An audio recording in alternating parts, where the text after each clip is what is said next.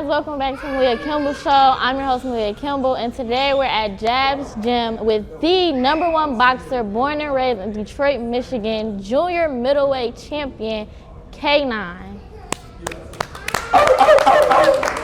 Yeah. How are you doing today? I'm doing fine. How you doing? I'm doing good. That's good. So for my audience and my viewers, can you tell them a little bit about yourself? Oh, well, my name is Cornelius K9 Bundrich, from Detroit, Michigan. Born and raised, 12th Street, Linwood, Dexter, in that area. And man, I became a boxer. And I'm excited. I used to knock guys out for free. When I found out you can get paid for it, I said, stop it. And I went and signed up, and I've been boxing ever since. So how did you first sign up for boxing? To be honest with you, it was a young man named Billy Summers. He heard about me. He heard I was a street guy. I was fighting all the time on the streets. And he rode up on me, and he was like, man, you want to box? I said, yeah. He said, who you think you can beat? I said, man, I'll knock Mike Tyson out. Not knowing that boxing was going to be as hard as it was. Because I used to be drinking, you know what I mean? I used to be smoking weed. And don't smoke weed. And I didn't know it was going to be that tiring. I didn't know you were going to have to be that physically strong. So I was hitting the guy, and the guy was hitting me back. And I was like, man, I might have to go back to the streets because it was hard. But I hung in there, and I became a 2-time world champ. So what motivated you to keep going? Well, I never lost a fight in my life. And one time I fought on Showtime. I was undefeated for 10 years straight. Let me rewind that. I was undefeated for 10 years straight. And I was 21-0. I fought against a guy, man, my promoter told me if I knock him out in the first round, it was on Showtime, that he would give me 10,000. 10,000. And I was getting 10,000. So I ran out there, hit him, he hit me, boom. Man, I got up, he finished me. Everybody in the hood was laughing at me, you know what I mean? And you know what I mean, I was hurt by that. I never lost a fight in my life. So I had to get that back. I knew I was better than that. And I got that back. I beat him in a rematch and became a 2-time world champion. But I was not about to give up like that. And one thing about me, when I'm into something, I'm never gonna give up until I reach the top. That was basically it. And you said that you are the #1 boxer from Detroit. What makes you #1? I love that. Now rewind that one more time. What you say again? #1 boxer born and raised in Detroit. Well, Tommy Hearns would be the #1 boxer in Detroit history, but he wasn't actually born in Detroit. So Floyd Mayweather would be the #1 boxer in Detroit history, but he wasn't born in Detroit. I was born in Detroit. They were born, don't get me wrong. Now, Floyd was born in Grand Rapids.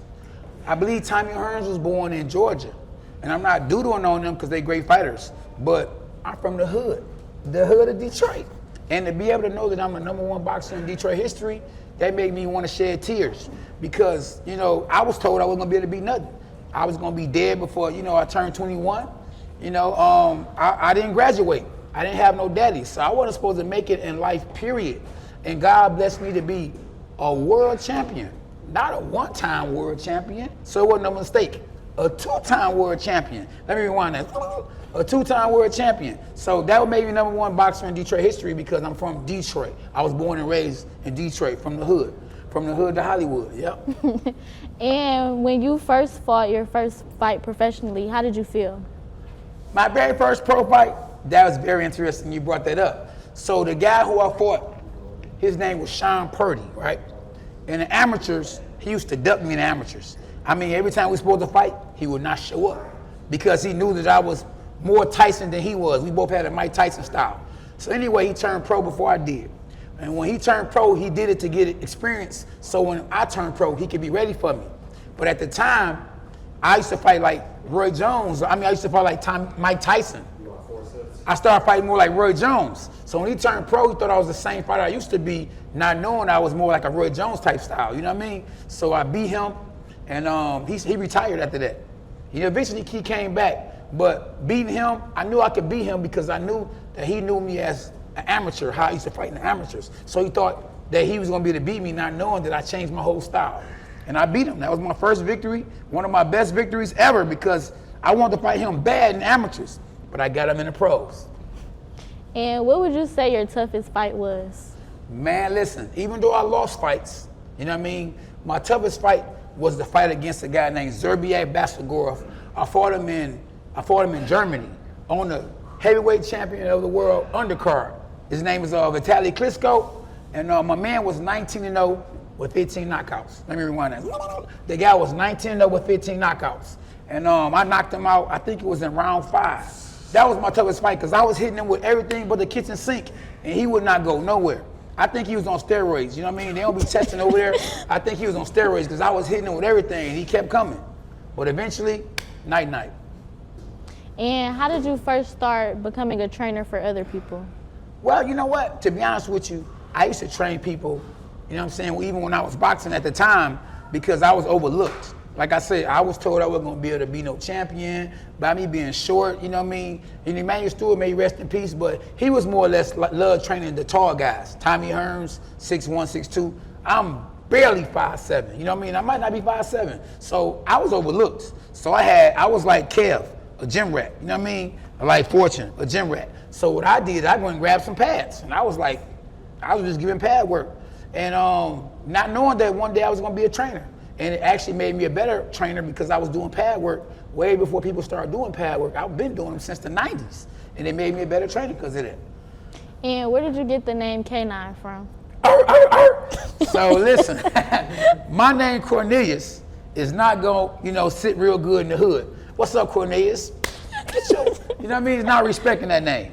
So when I stayed in the neighborhood over there on Washburn and Grand River, my nickname was Tyson because people was gonna respect that. They go, Tyson, where you at? Then I was Tyson. Then I moved over on 12th Street, Linwood and Dexter, in that area. My boxing name became K9. And I used to rap, so I needed me a rap name. Wasn't gonna be Cornelius. No respect on that name, even though it's in the Bible. So I love that name. It's a cold name.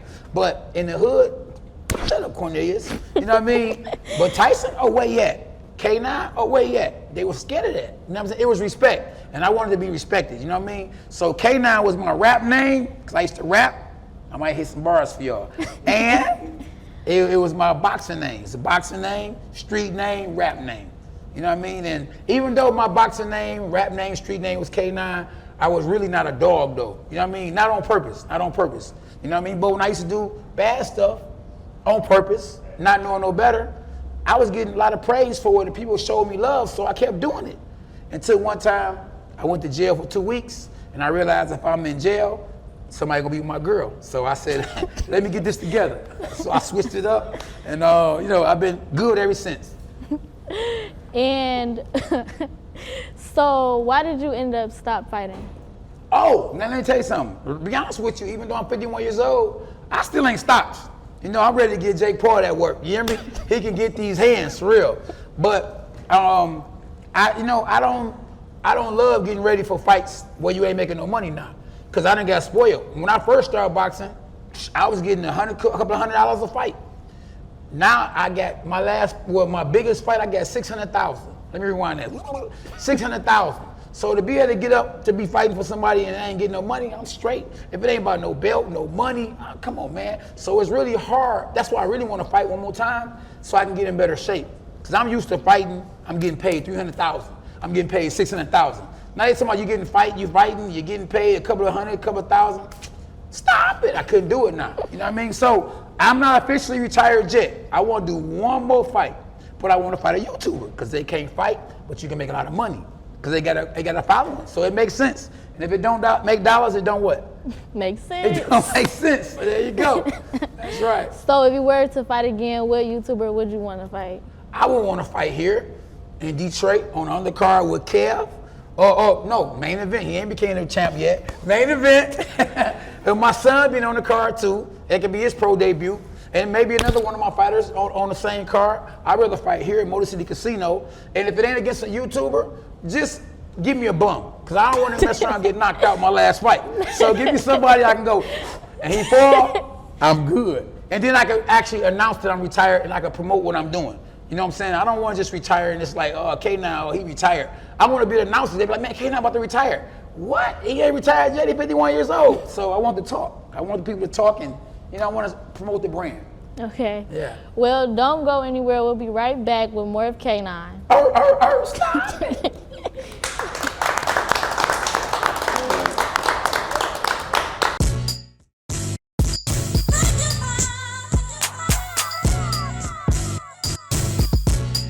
Maliyah.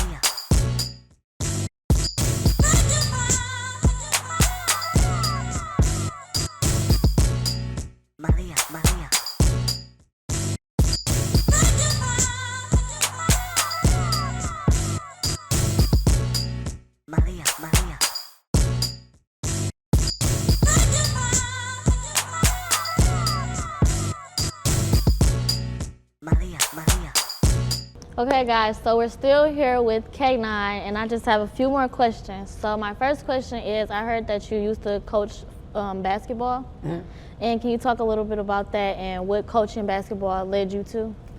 Man, listen, I used to coach, you can still say train, I used to coach your uncle.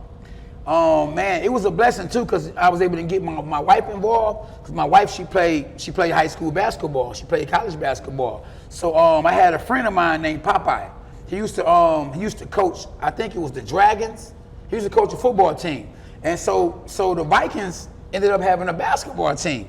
So he couldn't do it, so he wanted me to do it. So I went over there, you know what I mean? I wasn't experienced with coaching basketball, but I knew how to play. You know what I'm saying? Stop it. And so I started coaching them, and you know what I mean? It was for free. It was all love, and I enjoyed doing it. Well, anyway, that blessing led to the blessing of me being on a reality show. One of the biggest reality shows of all time, The Contender. I mean, so God, know how to say God working mysterious ways? Me giving back, saying my love and not getting rewarded that way, I got rewarded with blessings where people know who I am all around the world.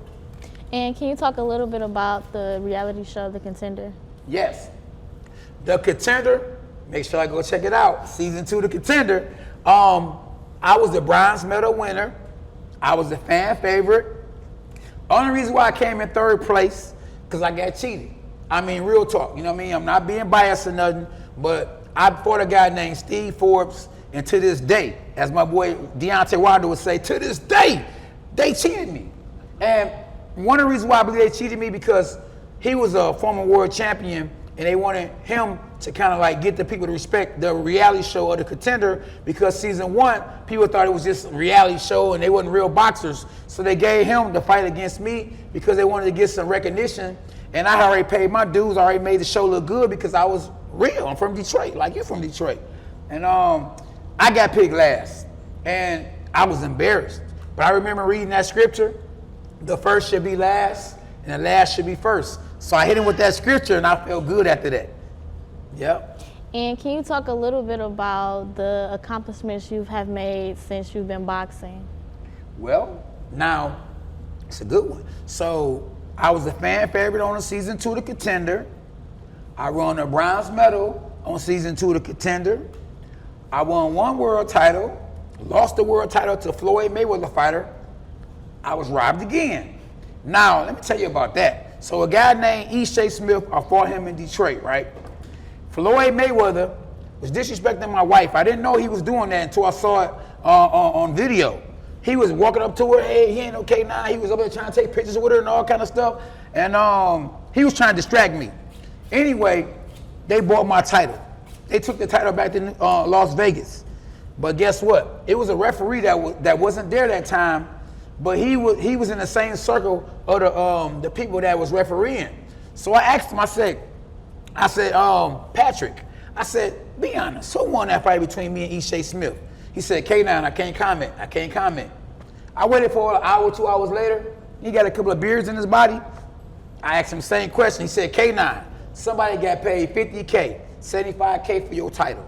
So they bought my title. So when E.J. Smith go on Instagram every February 23rd, of the year, of the month, don't be putting that up there, boy, because they bought my title. They bought it.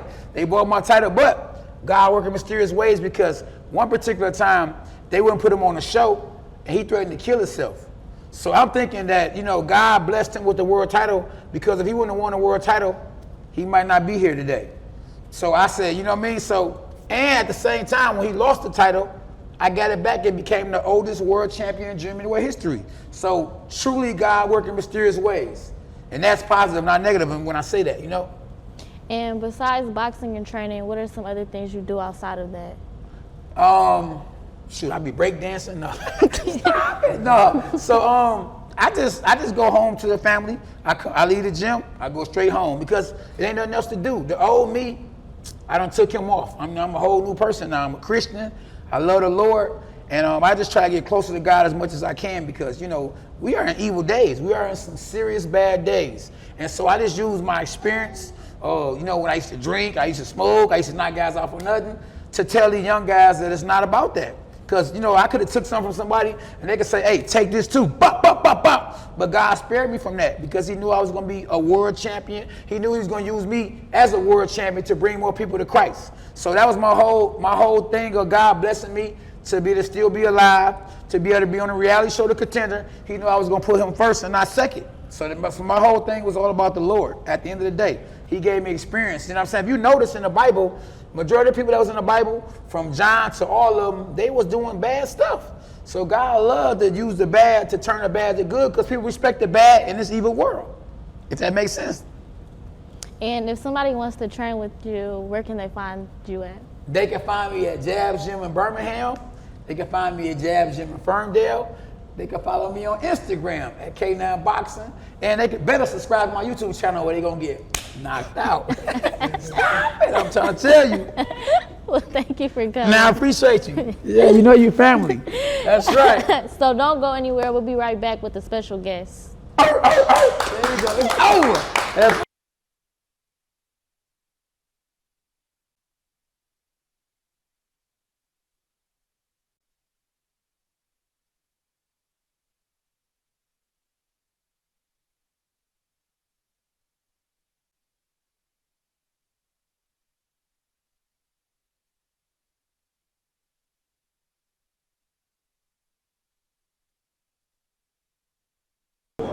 Hey guys, we're back from break, and if you're just now tuning in, I've been sitting here with the one and only Cornelius K9 Bundage.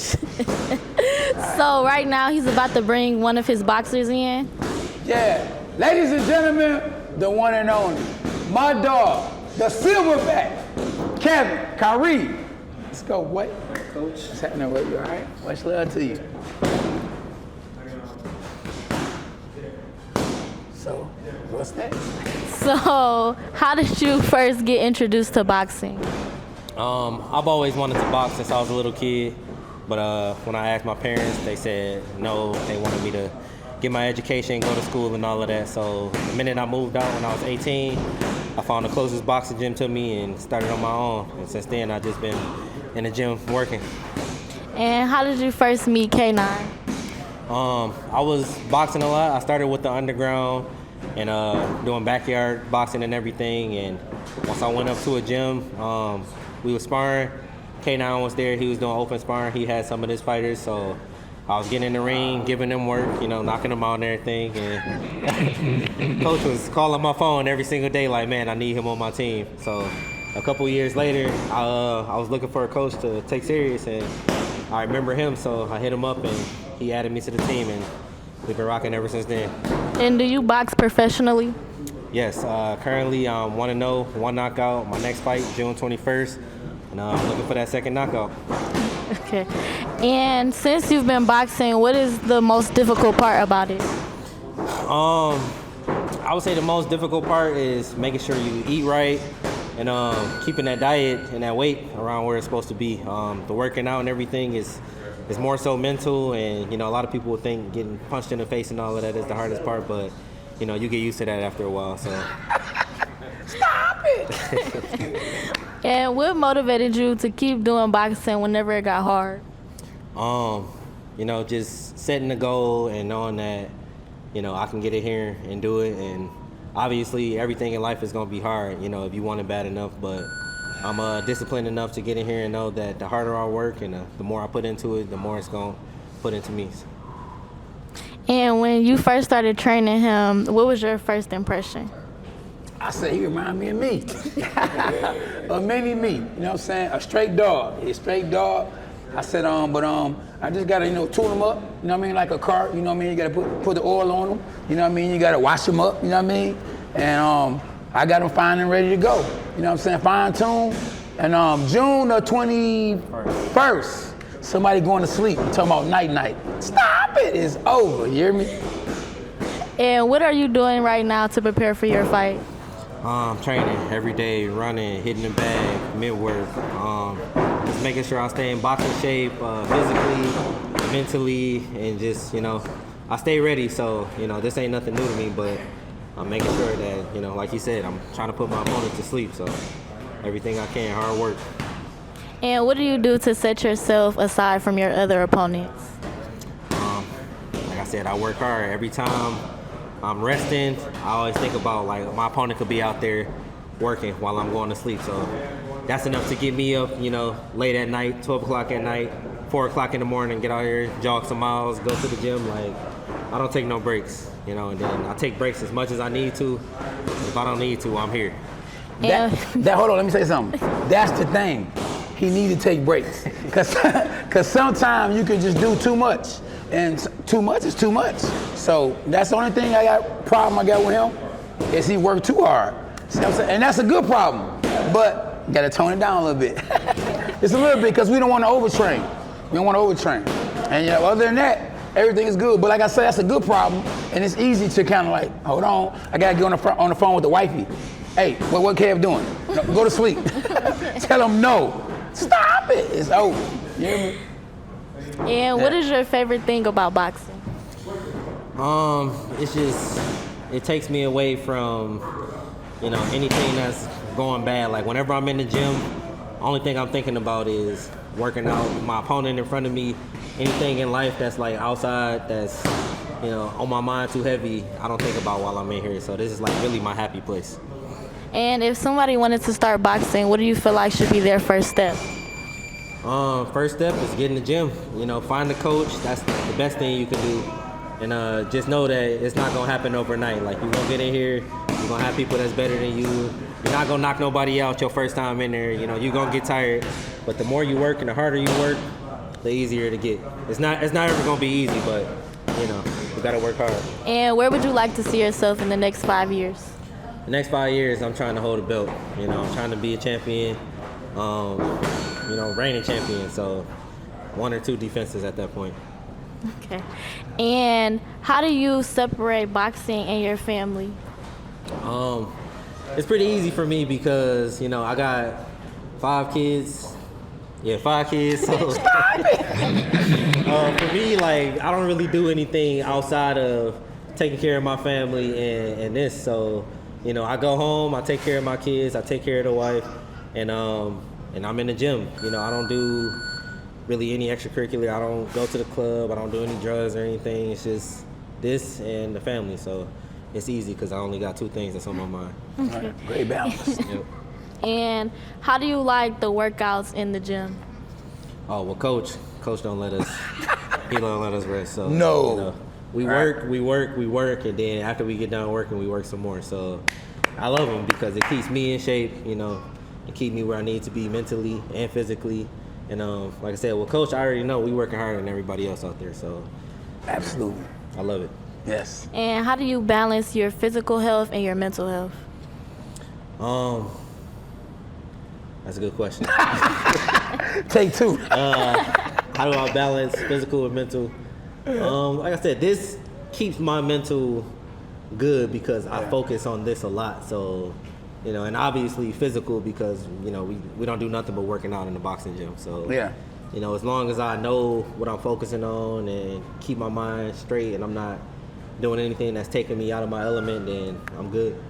Yeah. And if somebody wants to come see you fight, where can they find this information out? Follow me on Instagram, Dr. Kev 313, or on Facebook, Dr. Kev Kyrie Jr.